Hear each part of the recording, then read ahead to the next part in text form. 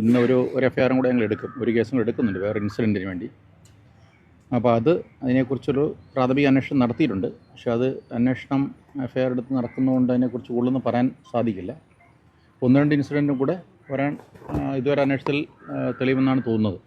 Sir, അത് ഈ കുട്ടികളെ ഇങ്ങനെ വിറ്റു എന്നുള്ള രീതിയിലുള്ള കേസാണോ അതോ ഇതിന് സമാനമായ കേസാണോ? ഏത് വിൽപ്പന നടത്തി എന്നുള്ളതാണോ? വിൽപ്പന നടത്തി എന്നുള്ളതാണ് ഞങ്ങളുടെ കേസ്. അത് ഇവിടെ കേരളത്തിൽ തന്നെയാണ് സാർ? അതോ ഇപ്പോൾ അന്വേഷിക്കുന്നത് കേരളത്തിൽ തന്നെയാണ്. ഇതുവരെ കിട്ടിയേക്കുന്ന വിവരങ്ങൾ കേരളത്തിൽ തന്നെയാണ്. ഈ ദത്തെടുക്കുന്ന ആളുകൾ കുഞ്ഞുങ്ങളുടെ ഐഡന്റിറ്റി അവരെ അറിയിക്കാതെ തന്നെ വളർത്തണമെന്നുള്ള ആഗ്രഹത്തുള്ള രക്ഷിതാക്കൾ ഏറ്റെടുക്കുന്നുണ്ട്. അങ്ങനെ കുഞ്ഞുങ്ങളെ ഇവർ കൈമാറിയിട്ടുണ്ടോ? നിയമപരമായിട്ടുള്ള ഏറ്റെടുക്കലല്ല ഈ അന്വേഷണത്തിന് വെളിവാകുന്ന കാര്യം.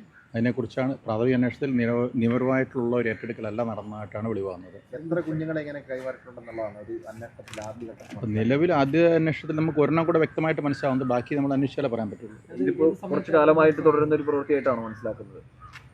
അത് അങ്ങനെ പറയാൻ പറ്റില്ല. നമുക്ക് അതിനകത്ത് അന്വേഷണം നടന്നു വരുന്നതല്ലേ ഉള്ളൂ. നടന്നു വരുമ്പോൾ ഈ സംഘത്തിന് സംസ്ഥാനത്തെ ആകെ ബന്ധങ്ങളുള്ള സംഘമാണോ അതോ ഇതിനെക്കുറിച്ചുള്ള ഇവരുടെ നമ്മളിപ്പോൾ അറസ്റ്റ് ചെയ്ത് റിമാൻഡ് ചെയ്തവർ പല ജില്ലകളിൽപ്പെട്ടവരാണ്. അതേ ഇപ്പോൾ പറയാൻ പറ്റുള്ളൂ. സാർ, ഈ നിലവിലുള്ള കേസ് ഒന്ന് ആസാം സ്വദേശിയുടെ മൊഴി അടിസ്ഥാനമാക്കിയുള്ള ഒരു കേസല്ലേ? അതെ. രണ്ടാമത്തെ കേസിലാണ് ഈ കുട്ടിയെ വിറ്റു എന്ന ഒരു സംശയം നിൽക്കുന്നത്. അതെ, അത് നമ്മളൊരു പ്രാഥമിക അന്വേഷണം നടത്തിയപ്പോൾ ആ കേസുമായിട്ട് ബന്ധപ്പെട്ട് പ്രാഥമിക അന്വേഷണം നടത്തിയപ്പോൾ കിട്ടിയ കൂടെ തെളിവിൻ്റെ അടിസ്ഥാനത്തിലാണ് ഞങ്ങൾ സോമോട്ടോ ആയിട്ടാണ് എഫ്ഐആർ എടുക്കുന്നത്. കൂടുതൽ പ്രതികളുണ്ടാവും സാർ? കൂടുതൽ കുറച്ച് പ്രതികൾ വരാം. അന്വേഷണത്തിൽ വരുന്നതനുസരിച്ച് വേറെ കൂടുതൽ പ്രതികൾ വരുമോ ഇല്ലോ എന്ന് ഇപ്പോൾ പറയാൻ പറ്റില്ല.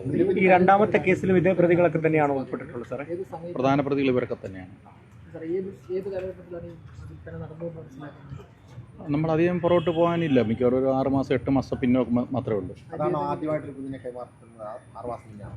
അത് 6 മാസം ഒന്നും വ്യക്തമായിട്ട് പറയാൻ പറ്റില്ല. നമുക്കത് ഏതാ ഇപ്പോൾ അതിനെക്കുറിച്ച് പറയാൻ പറ്റില്ല. ശരിയല്ല, അത് അന്വേഷണത്തിൽ അങ്ങനെ മനസ്സിലായിട്ടില്ല. പ്രതികൾക്ക് ഇതിന് വേറെ ക്രിമിനൽ പശ്ചാത്തലമുള്ളവരാണോ ഇപ്പോൾ പ്രതികൾ? നിലവിലുള്ള പ്രതികൾക്ക് ഇതല്ലാതെ വേറെ ക്രിമിനൽ പശ്ചാത്തലമുള്ളതായിട്ട് ഇതുവരെ അന്വേഷണത്തിൽ വെളിവായിട്ടില്ല. സ്വാഭാവികമായിട്ട് കേസിൽ വാങ്ങിയവർ കൂടി ഇതിലേക്ക് പ്രതിയാക്കപ്പെടില്ലേ? ഏതാ വാങ്ങിയവർ കൂടി പ്രതിയാക്കപ്പെടില്ലേ കേസുകളിലേക്ക്? അല്ല, അതിപ്പോൾ പറയാൻ പറ്റില്ല. അന്വേഷണത്തിൻ്റെ അവരുടെ ഭാഗം കേട്ട ശേഷം അതിൻ്റെ എല്ലാം പരിശോധിച്ച ശേഷം മാത്രമേ പറയാൻ പറ്റുള്ളൂ. അതിപ്പോൾ അതിനകത്ത് പറഞ്ഞാൽ ശരിയാകത്തില്ല. ഈ സോഷ്യൽ മീഡിയ ഉപയോഗിക്കുന്നതൊക്കെ ഇതിൽ എങ്ങനെയാണ് സാർ ഉപയോഗിച്ചിരുന്നത്? ഇൻസ്റ്റാഗ്രാം വഴിയായിരുന്നു അവരുടെ കൂടുതൽ ഡീലിങ്സ്.